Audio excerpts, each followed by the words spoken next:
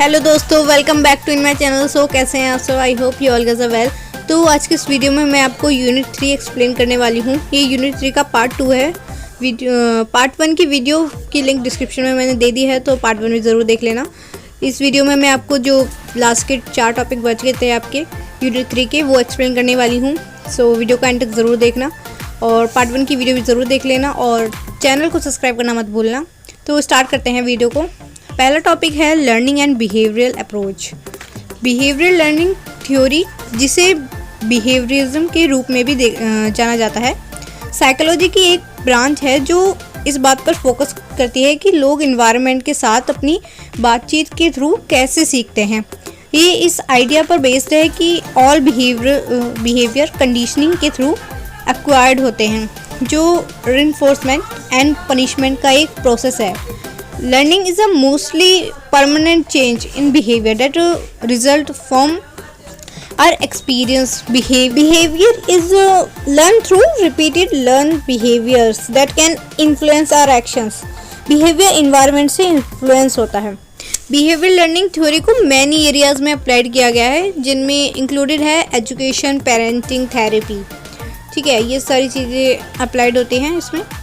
Next है हमारा humanistic approach. Human approach एक होलिस्टिक पर्सपेक्टिव है जो पर्सन को पार्ट्स में डिवाइड करने के बजाय पर्सन को एज अ होल देखता है। ह्यूमनिस्टिक साइकोलॉजी बिलीव दैट लोग ग्रोथ और चेंज करने में कैपेबल हैं और they can achieve their full potential in life. तो आगे देखते हैं Carl Rogers theory of personality.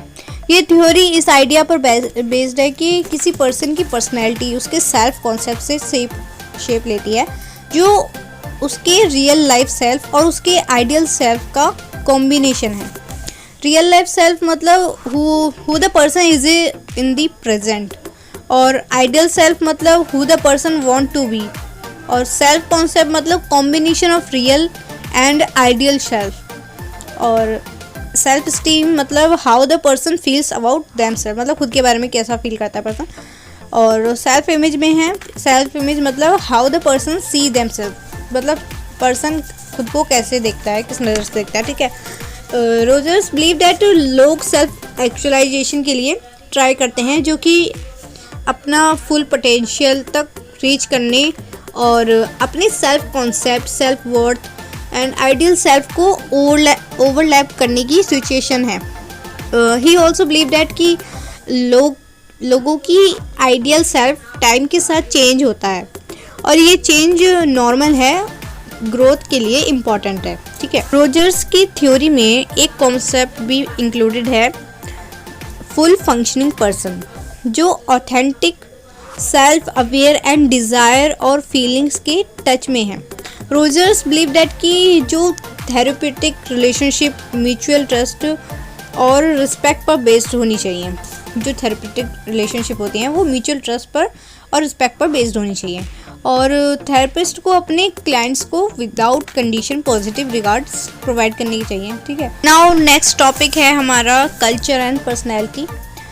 Psychology में कल्चर और पर्सनैलिटी की स्टडी इस बात की एग्जामिनेशन है कि कल्चर और साइकोलॉजी फोर्सेस ह्यूमन एक्सपीरियंस को शेप देने के लिए कैसे इंटरेक्ट करते हैं। कल्चर बिहेवियर और ट्रेट्स को शेप देकर पर्सनैलिटी को बिल्डअप करता है, और डिफरेंट सोशलाइजेशन प्रैक्टिसेस के रिजल्ट डिफरेंट टाइप की पर्सनैलिटी को फॉर्म करती हैं।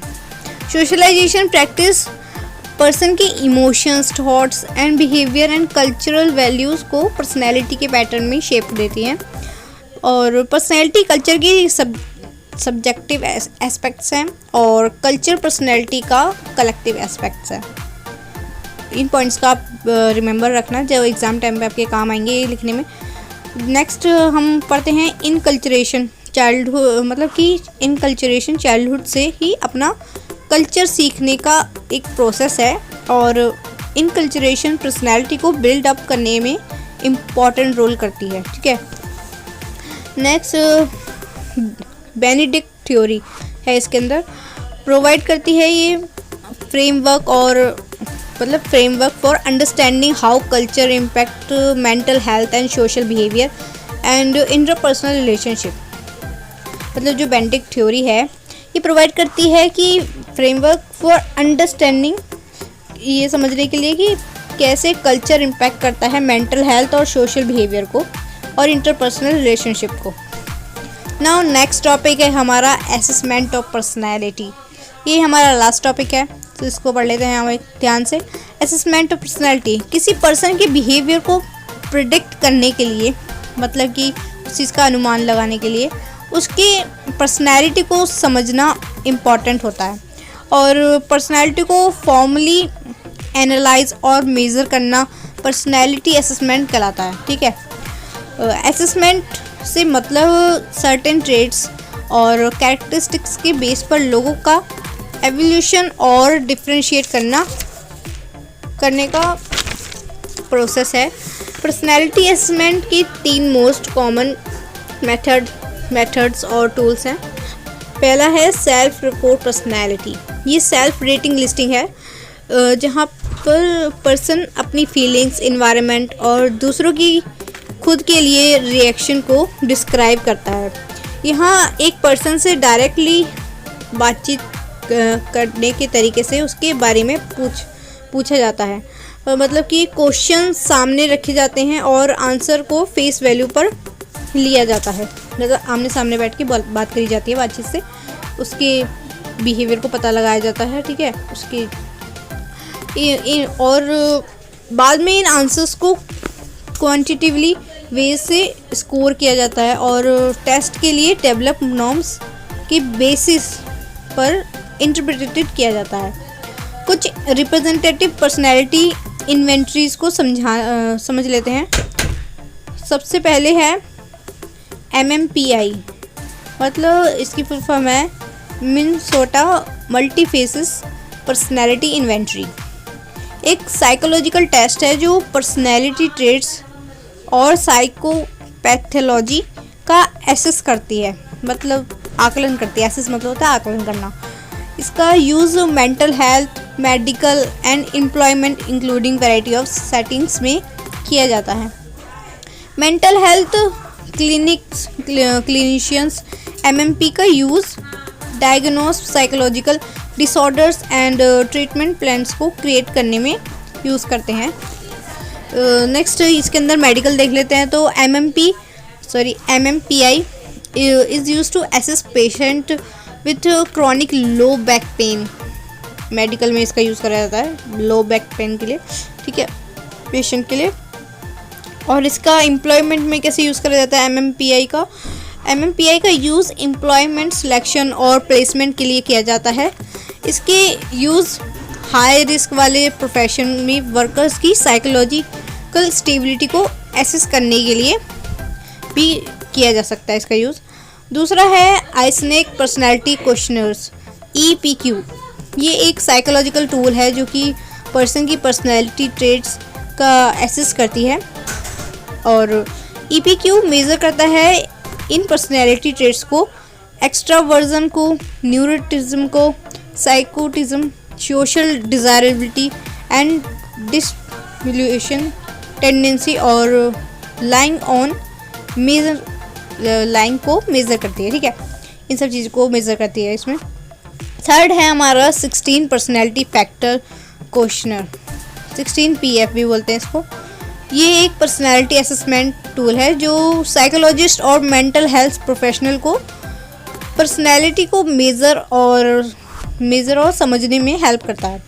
16PF एक 185 आइटम क्वेश्चनर है जो 16 प्राइमरी पर्सनैलिटी ट्रेट्स को एसेस करती है, जैसे warmth, reasoning, emotional stability. 16PF का use secondary and third order skills को मेज़र करने के लिए भी किया जा सकता है। ठीक है, फोर्थ है आपका Myers Briggs type indicator MBTI। ये फर्स्ट पब्लिश्ड हुई थी 1943 में। ये ओरिजिनल कैथरीन कुक ब्रिग्स और उसकी डॉटर सेवल ब्रिग्स मेयर्स ने डेवलप की थी। ये इन्वेंट्री कार्ल जंग के आइडिया पर बेस्ड है और इसमें 4 डायमेंशन है। सेंसिंग इंस्टीट्यूशन है एक, तो दूसरा है थिंकिंग एंड फीलिंग, तीसरा है इंट्रोवर्जन एंड एक्सट्रोवर्जन। चौथा है रिसीविंग एंड जजिंग। MBTI का ऑफ्टन यूज ये एसेस करने के लिए होता है कि personality to help people know about the career they are best suited for. ये वाइडली यूज होता है और ऑर्गेनाइजेशनल सेटिंग्स और करियर काउंसलिंग में, ठीक है। नाउ नेक्स्ट टॉपिक है हमारा projective techniques. Self report measure are one of the most direct technique of measuring personality as it takes data directly from the respondent. Most difficult है catch करने के लिए। लोग कॉन्शियस और हेजिटेट होते हैं टू शेयर देयर थॉट्स और feelings. मतलब कुछ लोग होते हैं ना जो अपनी थॉट्स और फीलिंग्स को शेयर करने में बहुत ज़्यादा हेजिटेट होते हैं। सो इस प्रॉब्लम को सॉल्व करने के लिए इनडायरेक्ट मेथड और पर्सनैलिटी असेसमेंट का यूज़ करा जाता है। उनमें से एक प्रोजेक्टिव टेक्निक है। ये फिनोमिना पर बेस्ड है, जिसे कहते हैं projection. There are variety of projective techniques, ठीक है। The important ones are roots involve test. ये टेस्ट दोनों को मेज़र करता है, इंटेलेक्चुअल और non intellectual traits of personality को। इसमें 10 कार्ड्स होते हैं, जिनमें से ईच में बिलेटरली सिमिलर प्रिंटेड इनवोल्व्स होते हैं। 5 इनवोल्व्स कलरफुल होते हैं और बाकी के 5 ग्रे एंड ब्लैक कलर के होते हैं। ये इनवोल्व्स कम्प्लीटली अनस्ट्रक्चर्ड होते हैं। टेस्ट को ईच कार्ड को मतलब जो टेस्ट ही होता है उसको ईच कार्ड को देखना और ये बताने के लिए कहा जाता है कि ये उसके लिए कैसा दिखता है, क्योंकि स्टिमुली का कोई स्ट्रक्चर नहीं होता है। रिस्पोंडेंट को जितनी वो चाहते हैं उतना रिस्पॉन्स देने की फ्रीडम होती है। रोडसेक का एडमिनिस्ट्रेशन 3 फेजेस में डिवाइडेड है। फर्स्ट है परफॉर्मेंस प्रोफाइल, जहां रिस्पोंडेंट से पूछा जाता है कि वे क्या देखते हैं। सेकंड है इंक्वायरी, जहां जांच की जाती है वह कैसे और किसे और कहां किस बेस पर एक मीनिंगफुल रिस्पॉन्स दिया है उन्होंने। नेक्स्ट है the thematic appreciation test, TAT। ये फर्स्ट इंट्रोड्यूस करा था हेनरी ए मुरे ने 1943 में। एक्चुअली इसे डेवलप करा गया था फॉर जज the need for achievement and उसके बाद उसे फुल्ली डेवलप करा for the assessment of personality with help of psychologist CD मोरेगन। मतलब CD मोरेगन की हेल्प से करा गया था इसे। नेक्स्ट है हमारा WAT, वर्ड एसोसिएशन टेस्ट। ये अनदर प्रोजेक्टिव टेस्ट है। और दूसरे हैं हमारे SCT, सेंटेंस कंप्लीटेशन टेस्ट। ये कुछ टेस्ट हैं, ठीक है। थर्ड है हमारा ड्रॉ अ पर्सन टेस्ट। ये सारे टेस्ट हैं हमारे। कि नेक्स्ट है बिहेवियरल असेसमेंट मेथड, मतलब कुछ behavioural assessment methods in psychologist ने निकाले थे, ठीक है।